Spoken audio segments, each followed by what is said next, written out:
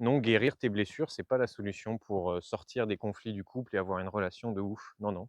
Je suis bien placé pour t'en parler parce que, avec Théo, on a accompagné des centaines de personnes à se libérer de leurs blessures émotionnelles. Pour autant, aujourd'hui, je peux te dire que ça n'est pas la clé pour vivre une relation de couple de dingue. Est-ce que tes blessures émotionnelles, ça va avoir de l'impact dans ton couple? Bien sûr.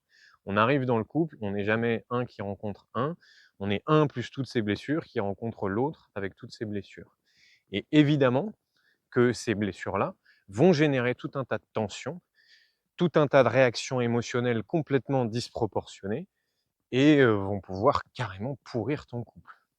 Et donc on pourrait se dire: «Bah OK, bah super, il va falloir faire un travail thérapeutique pour guérir nos blessures».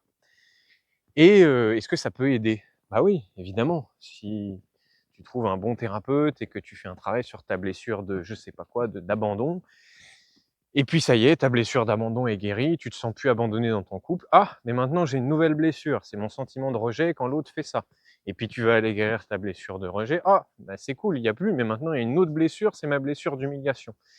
Et en fait, ce travail de guérison des blessures, je suis pas en train de dire qu'il est inutile, inefficace, je suis en train de dire qu'il est absolument pas suffisant, et je suis en train de dire que ce travail va être quasi infini, va te demander un temps, une énergie, voire un argent de dingue si tu te fais accompagner, et que de toute façon, tu auras des blessures dans ton couple, et que c'est l'endroit où ça va être le plus réactivé.